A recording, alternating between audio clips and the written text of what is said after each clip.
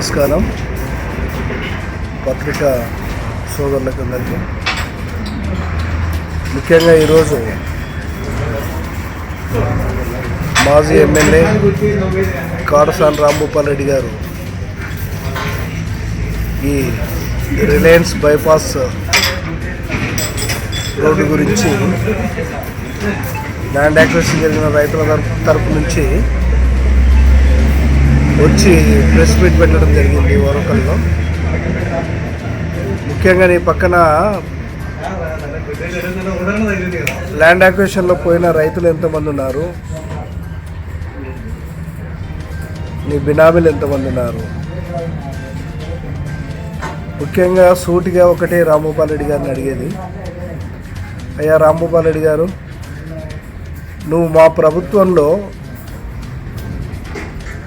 సోలార్లో కానీ పరిశ్రమలకు పోయిన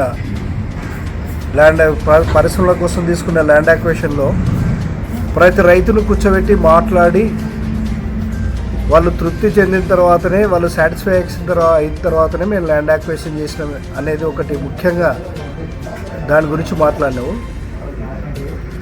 అయ్యా నువ్వు రైతులను కూర్చోబెట్టి మాట్లాడిందంటే పిన్నాపురంలో ల్యాండ్ యాక్విజిషన్ కోసం పోతే నువ్వు గ్రీన్ కవర్లతో నీ కమిషన్లు తీసుకొని రైతుల కడుపు కొట్టాలని పోతే మొత్తం పిన్నాపురంలో రైతులంతా తిరగబడి నీ మీద దాడి చేసిన విషయం నువ్వు మర్చిపోయినవేమో ఒకసారి గుర్తు చేస్తున్నాము. అలాగే తాండా విషయం చెప్తున్నావు నువ్వు. ఈరోజు తాండాలో 15 లక్షలు అడిగింటే మధ్యన ఏదో 2019 నుంచి 24లో జగన్ గవర్నమెంట్లో మేము రైతులకు న్యాయం చేసినాము, వాళ్ళు అడిగిన దాన్ని మేము ఇచ్చినాము అని.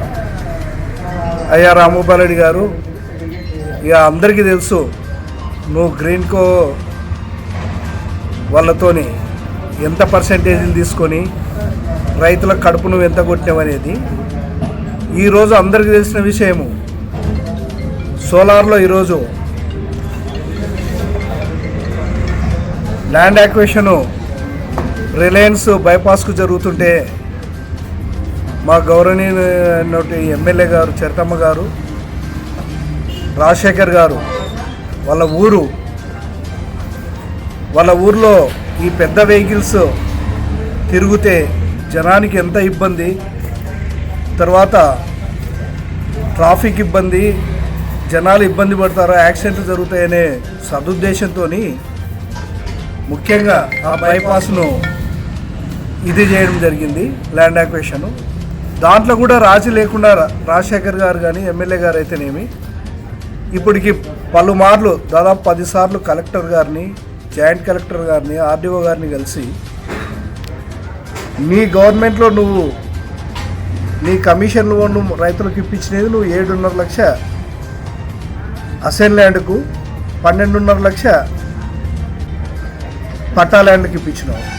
కానీ ఈరోజు గౌరవ ఎమ్మెల్యే గారు రాజశేఖర్ గారు పలుమార్లు కలెక్టర్ను జేసీ దృష్టికి తీసుకెళ్ళి పొలాలు విలువలు పెరిగినాయి,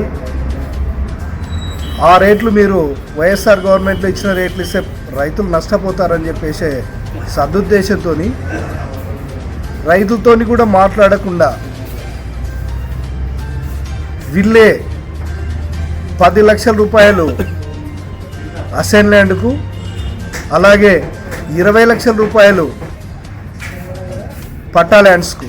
అంటే ఇది కాకుండా కూడా మళ్ళీ ఫర్దర్గా రిలయన్స్తో మాట్లాడి రాజశేఖర్ గారు క్లియర్గా చెప్పడం జరిగింది రైతులకు. ఇది కాకుండా కూడా వీలైనంత వరకు రిలయన్స్తో కూడా ఏమైనా కంపెన్సేషన్ ఇప్పిస్తామని. మరి నువ్వు న్యాయం చేసినావా నీ వైఎస్ఆర్ గవర్నమెంట్లో ఎమ్మెల్యేగా ఉండి? తర్వాత ఇప్పుడు ఈ మా కూటమి ప్రభుత్వంలో మా నాయకులు న్యాయం చేసినారా అని నీకెట్లా తెలుసు నువ్వు చేయలేదని? కానీ రైతులకు, ప్రజలకు తెలియాల్సిన అవసరం ఉందని చెప్పేసి ఈరోజు ప్రెస్లో చెప్పడం జరుగుతుంది.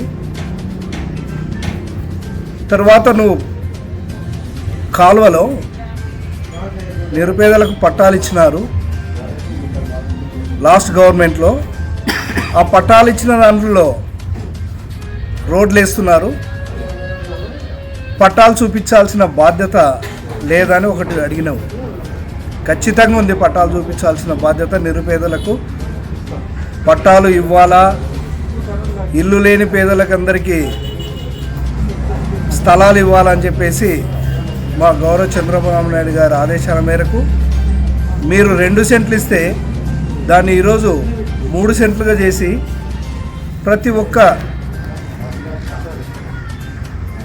అర్హులైనటువంటి నిరుపేదలకు ఇళ్ల స్థలాలు ఇచ్చి పక్కా గృహాలు నిర్మించాలి అనేది ఒక ప్రభుత్వ ఉద్దేశము.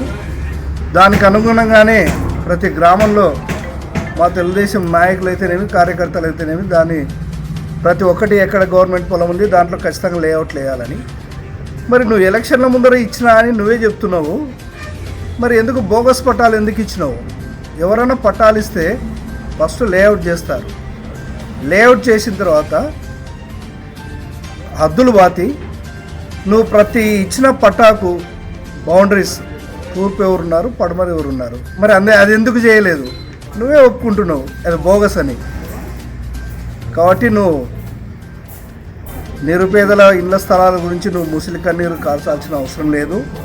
నువ్వు ఎన్ని ముసిలి కన్నీరులు కాల్చినా నువ్వు చేసిన ద్రోహాలు ఈ మండల ప్రజలు మర్చిపోరు. నువ్వు పట్టాలేని వాళ్ళకు డబ్బులు ఇచ్చినా అని చెప్తున్నావు. ఈరోజు పట్టాలు ఉండి ఆర్వార్లో ఉండి లీగల్గా వాళ్ళకి రావాల్సినది కోర్టు పోయి, ఉప్పలపాటి రైతులైతేనేమి, పాలకొలం రైతులైతేనేమి కోర్టు పోయి డబ్బులు తెచ్చుకునే దానిలను ఈరోజు పంచే సమయంలో కలెక్టర్ దగ్గరికి పోతావు వాళ్ళకి డబ్బులు ఇవ్వకని. అంటే నాకు అర్థం కాక అడుగుతున్నాను. నువ్వు రైతులకు మేలు చేసేటోనివి, వాళ్ళు లీగల్గా పోయి కోర్టుకు తెచ్చుకునే డబ్బులను ఆపేటోనివి. నువ్వు రైతుల పక్షాన మాట్లాడడానికి నీకు అర్హత ఉందా? ఉంటే చెప్పు. నువ్వు యాడిప్పించినావు. తర్వాత ఇంకొకటి చెప్తున్నావు, నీకు 75% స్థానికులకు ఉపాధి కల్పించాలి.